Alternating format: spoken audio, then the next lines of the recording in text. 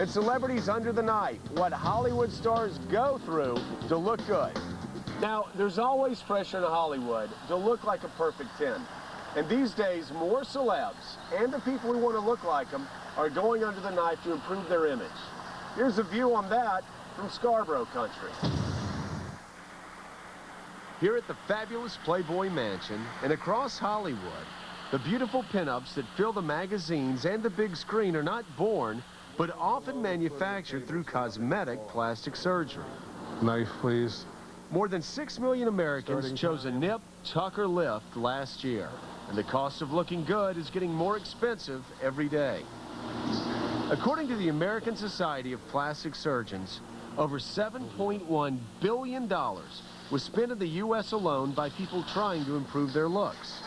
And the 18 to 34-year-old age group is fueling the spending, getting almost 30% of all cosmetic surgery.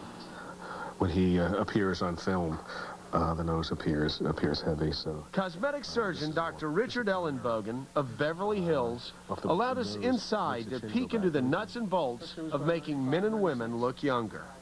His office, just off glamorous Sunset Boulevard, is decorated more for an afternoon tea than intense medical procedures. There's even this secret side door for paparazzi-shy celebrities.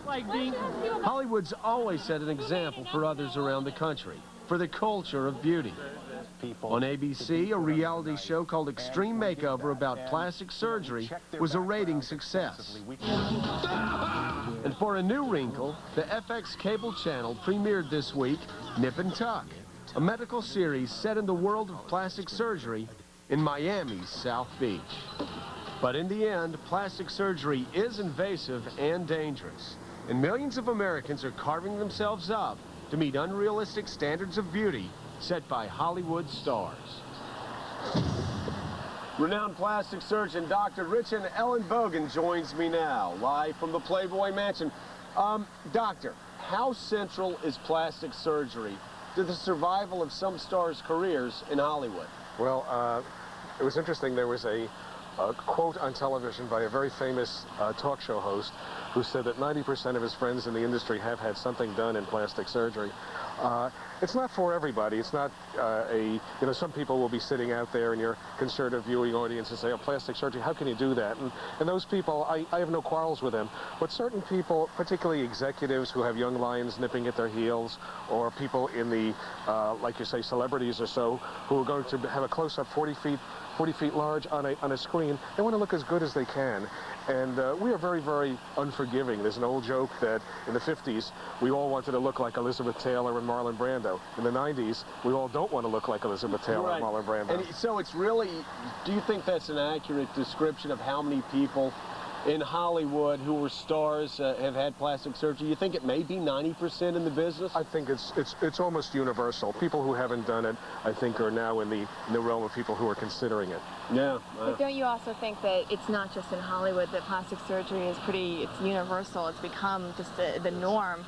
It used to be that in my high school, girls would leave and get their nose jobs done, during the holidays. Now they're leaving and they're getting their breasts done and their noses done and their chin implants. It's very universal all over the world. There are major plastic surgical centers. Most of the great procedures and the most natural procedures, of course, start from California, because a lot of my clients have to photograph for a living, and anything that I would pull a little too tight or make a little too prominent or so would sort of affect their career. That's a problem, and it actually costs some money. Now, you said some of our viewers could be offended by the plastic surgery. What do you say to doctors who say a doctor has no business going in, carving somebody up, putting them to sleep, and taking these dangers for a procedure that, after all, is very elective? If a doctor would say that to me, I would know he's very jealous of the amount of money you're making, and also the fact that this is a very, very popular specialty. In order to be a plastic surgeon, I had to be a general surgeon first. I have a diploma in maxillofacial surgery. I have a diploma in hand surgery. I've done a fellowship in pediatric plastic surgery, which is birth defects of children. And I've sort of gravitated over the years to the thing that I do the best, which is basically the Beverly Hills cosmetic surgery. That's where you move. Now let's talk about some of the celebrities and what they've had done, and show our viewers. Baywatch star Pamela Anderson has had breast implants, which she took out and I believe put back in. Cher's had just about everything done to her over the years. And recently, 40-something actress Demi Moore got a total makeover from facelift to fat removal. Melanie Griffith thought she needed a little more pout. And the trends even spread to the news business. Fox News' Greta Van Susteren had work done just last year. So, Doctor, with this spreading in Hollywood, do you think it may be setting an artificially high standard for beauty for Americans? Well, this is generally always be the case. Here we're sitting in the Playboy mansion, and it's which has set the standard for men and for women for many, many years.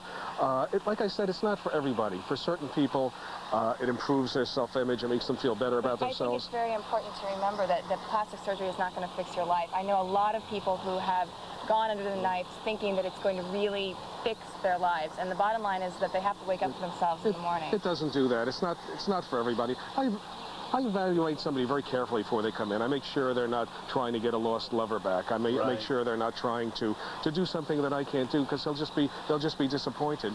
We turn away a lot of people. Okay, well, we'll have to leave it there, and I'm glad to hear that. That was, if we had more time, that was going to be my next question. You just answered it. Now, my staff wanted to see what I would look like with a little plastic surgery. They wanted the eyes, the nose, the lips, and the chin of 4 Hollywood stars.